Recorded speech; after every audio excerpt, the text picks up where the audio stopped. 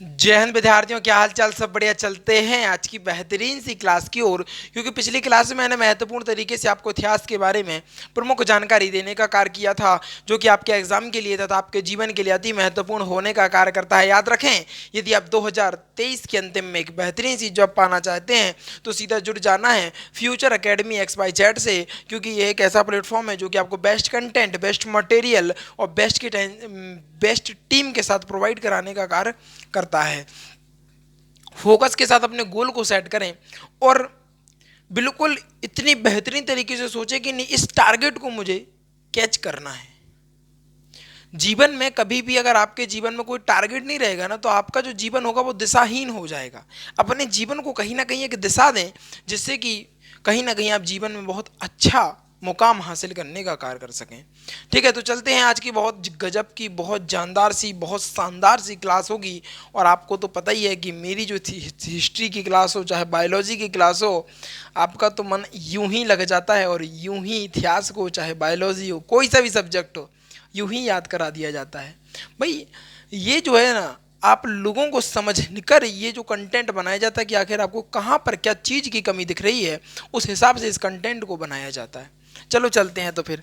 ठीक है, अगर हम बात करें कर्नाटक के युद्ध के बाद, कर्नाटक के युद्ध की बात करें तो अंग्रेज तथा फ्रांसीसियों के बीच में ये युद्ध हुआ था। और मैं फिर कहने वाला हूँ कि सिर्फ दबदबा बनेगा तो केवल ब्रिटिश ईस्ट इंडिया कंपनी या अंग्रेज ईस्ट इंडिया कंपनी का, वही अपना विजय का परचम लहराने का कार्य करेगा। मैं आपको बता रहा हूँ, इतना दिमाग लगाने वाले ये व्यक्ति थे कि कहीं ना कहीं जब भारत में डच भी आए थे, फ्रांसीसी भी आए थे, पुर्तगाली भी आए थे, ठीक है ना, ये सभी व्यक्ति आए थे, लेकिन इनको एक साइड लगाने का कार्य जो किया है वो ब्रिटिश ईस्ट इंडिया कंपनी ने किया है। चाहे वो साम दंड भेद, किसी भी तरीके, किसी भी रणनीति हो, किसी ना किसी तरीके से उनको साइड में करने का कार्य जो किया है वो अंग्रेज़ों ने किया है। अंग्रेज़ों की एक बहुत अच्छी बात हुआ करती थी, यदि उन्हें पता चल जाता था कि इस राजा से हम नहीं जीत सकते हैं या इस शासक से हम नहीं जीत सकते हैं, तो फिर उस शासक से अब वो संधि कर लिया करते थे।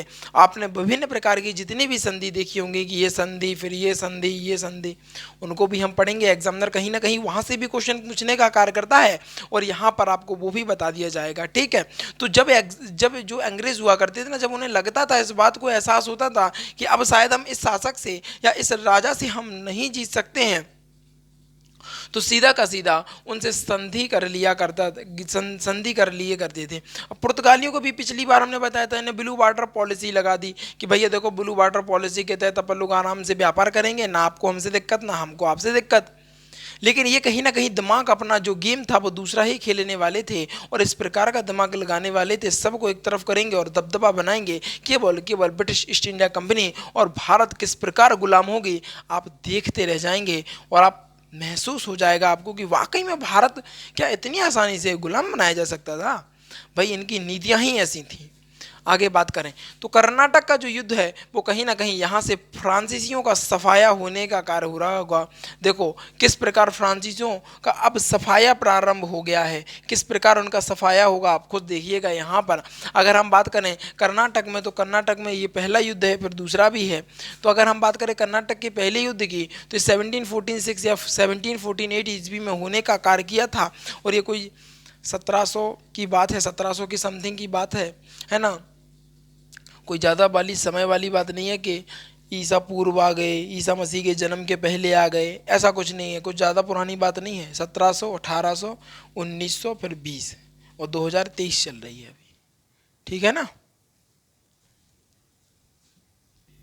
तो विद्यार्थियों, थोड़ा सा लाइट चली गई थी, चलो देख लेते हैं। तो अगर हम बात करें प्रमुख रूप से कर्नाटक के युद्ध के बारे में, तो कर्नाटक का जो युद्ध है वो अंग्रेजों तथा फ्रांसीसियों के बीच में लड़ा गया था। और अगर हम पहले युद्ध की बात करें तो 1746 या 1748 ईस्वी में यह पहला युद्ध होने का कार्य किया। चूंकि कर्नाटक में पहले युद्ध तथा दूसरा युद्ध भी आएगा, तो उसको भी हम पढ़ेंगे नेक्स्ट क्लास में। ठीक है, तो अगर हम इसका कारण बने तो इसका प्रमुख कारण जो था वो ऑस्ट्रेलिया से उत्तराधिकारी का युद्ध, ऑस्ट्रेलिया के उत्तराधिकारी का युद्ध युद्ध यही प्रमुख कारण था।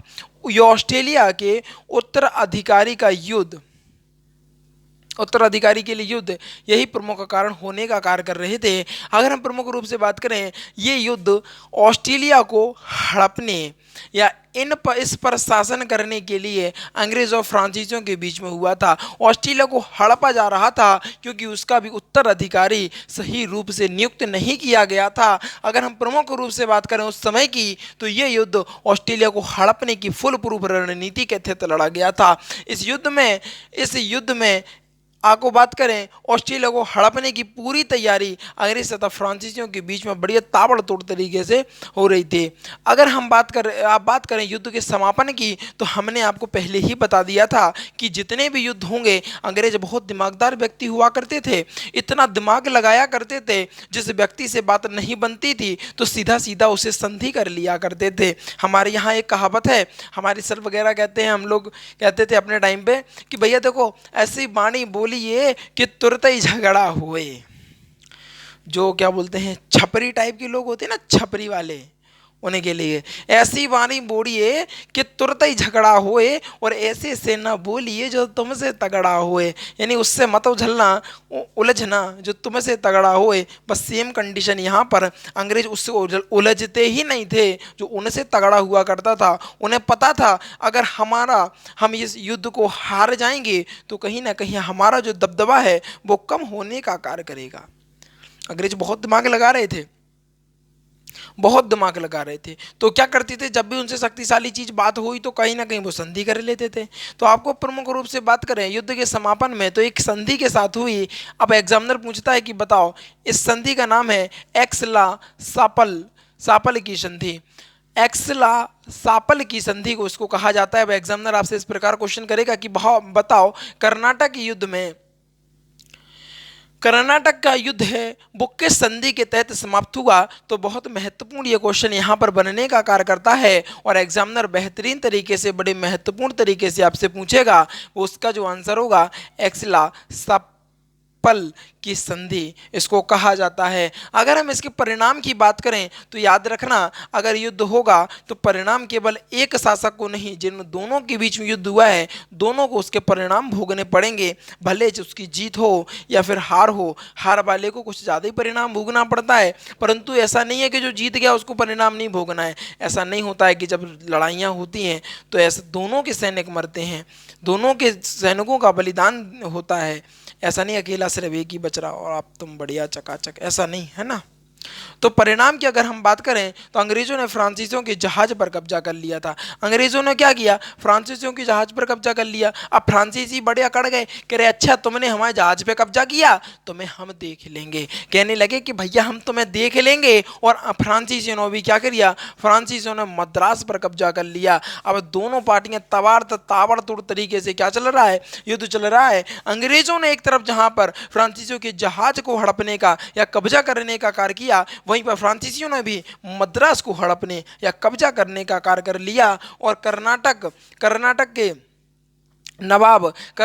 नवाब अवनरुद्दीन को ये बात पसंद नहीं आई, तो उसने फ्रांसीसियों के साथ युद्ध लड़ने की रणनीति बनाने का कार्य किया। इसके बीच में एक युद्ध हुआ, इस फ्रांसीसियों के साथ युद्ध लड़ने की एक रणनीति बनाई। अब कहीं ना कहीं आप देख रहे हैं कर्नाटक के शासक और फ्रांस ईस्ट इंडिया कंपनी के बीच में लड़ाई होने लगी। ये अंग्रेज ईस्ट इंडिया कंपनी आराम से साइड में हो गई, कह रही अब मर जाओ, सांप भी मर जाए और लाठी भी ना टूटे। इस प्रकार का उन्होंने गेम खेलने का कार्य किया। कहीं ना कहीं कर्नाटक का जो नवाब था या कर्नाटक का जो शासक था, उसको ये बात बिल्कुल पची नहीं, बिल्कुल पसंद नहीं आई। उसने फ्रांसीसियों ने कि मद्रास पर कब्जा कर लिया, इनको बिल्कुल ना पची। और इसके बाद कर्नाटक के शासक और फ्रांस ईस्ट इंडिया कंपनी के बीच में युद्ध का ऐलान कर दिया गया। इस युद्ध को बोलते हैं हम सरथोम्बे का युद्ध। सरथोम्बे का युद्ध है जो कहीं ना कहीं बहुत महत्वपूर्ण हो जाता है एग्जाम के लिए तथा आपके जीवन के लिए। अगर हम बात करें रणथंभौर के युद्ध के बारे में, तो कर्नाटक की अगर बात करें तो कर्नाटक के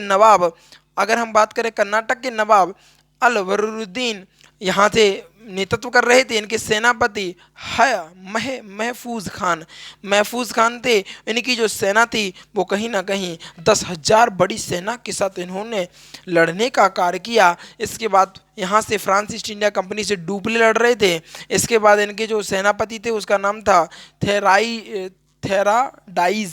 इसके बाद सेना केवल और केवल 1,000, कहाँ 1,000 और कहाँ 10,000। अब आप अनुभव लगाइए किसकी जीत होगी, कौन हारेगा और कौन जीतेगा, ये तो सिर्फ मैं आपसे जानना चाहूँगा। जल्दी से मुझे आप बताओ कि यहाँ इसका जो आंसर होने वाला है वो आखिर क्या होने वाला है। जल्दी से बताओ इसमें विजय किसकी होगी। बड़ी बात है कि एक तरफ 10,000 सैनिक, एक तरफ 10,000 सैनिक और वहीं दूसरी तरफ आपको बता दें 1,000 सैनिकों के साथ ये युद्ध एक तरफा युद्ध था। आपको लग रहा होगा कि कौन जीतेगा, इसका आंसर तो भाई कमेंट में चाहिए। क्योंकि देखो हम लोगों का काम सिर्फ राह दिखाना होता है, हमारा जो टीचरों का काम होता है भैया वो केवल राह दिखाना होता है। अब पढ़ना या ना पढ़ना ये आप लोगों के ऊपर डिपेंड करता है, ठीक है ना। तो अब चलते हैं एक बार बेहतरीन से रिवीजन की ओर। क्योंकि आज की क्लास थोड़ी सी छोटी थी, क्योंकि यहाँ पर मैंने सोचा था कि नहीं ये कर्नाटक का जो द्वितीय युद्ध है ना वो पूरा आ जाएगा, नहीं तो वो आधा आधा आ रहा था, यहाँ पे थोड़ा सा आ जा रहा था। लेकिन फिर वो आधा आज पढ़ते आधा कल पढ़ते तो चीज़ें मिक्स हो जाती, समझ में ही ना आता, तो वो हमें नहीं, वो नहीं चाहिए, ठीक है ना। अच्छा आगे बात करें रिवीजन की ओर। कर्नाटक युद्ध की बात करें, प्रमुख रूप से पहला युद्ध 1746 या 1748 में हुआ था, कारण ऑस्ट्रेलिया के उत्तराधिकारी का युद्ध से। इस युद्ध में ऑस्ट्रेलिया को हड़पने की इन पर शासन करने के लिए अंग्रेज तथा फ्रांसीसियों के बीच में हुआ था। युद्ध समाप्त एक्सला सपल सापल संधि के तहत हुआ था। परिणाम अंग्रेजों ने फ्रांसीसियों के जहाज पर कब्जा कर लिया था। उसके उपरांत फ्रांसीसियों ने भी मद्रास पर कब्जा कर लिया था। परंतु परंतु यह बात कर्नाटक के नवाब अलवरुद्दीन को पसंद नहीं आई और उसने फ्रांसीसियों से युद्ध का ऐलान करने का कार्य किया। इसको हम सरथ्रम्बो का युद्ध कहने का कार्य करते हैं। जो कर्नाटक की ओर से, अगर हम प्रमुख रूप से बात करें, कर्नाटक की ओर से अलवरुद्दीन तथा उनके सेनापति महफूज खान लड़ रहे थे 10,000 सैनिकों के साथ। वहीं वह फ्रांस ईस्ट इंडिया कंपनी में डुप्ले तथा थेराडाइज यहाँ से सेनापति के रूप में तथा सेना 1,000 थी। अभी इस बात का आंसर आपको बताना है कि इनमें से जीतेगा कौन, विजय का परचम लहराएगा कौन। ये जानदार शानदार क्लास जो थी मैंने आपके सामने एक सिंपल सी भाषा में पेश करने का कार्य किया और पूरा प्रयास था कि आपको बेहतरीन तरीके से सारी चीज़ें बिल्कुल क्लियर हो जाएं, ठीक है ना। आप लोग अब बताओ कोई दिक्कत तो नहीं है, किसी प्रकार की कोई भी समस्या होती है तो भैया ये फ्यूचर एकेडमी आपके साथ जीवन भर हमेशा कंधे से कंधे मिलाकर साथ देने का कार्य करेगी। चिंता नहीं करना है सिर्फ, ठीक है। तो जो विद्यार्थी नए हैं वो जल्दी से वीडियो को लाइक कर लेंगे, चैनल को सब्सक्राइब कर लेंगे और शेयर करके आएंगे अपने यार दोस्तों और चाहने वालों के साथ। क्योंकि आज की जो वीडियो थी ना कहीं बेहतरीन गजब और लाजवाब होने का कार्य कर रही थी। इन्हीं चंद शब्दों के साथ विदा लेना चाहूँगा। जीवन में आनंदित रहिएगा और आगे बढ़ते रहिएगा। Thanks for watching. जय हिंद, जय भारत। स्क्रीनशॉट आप लोग ले सकते हैं।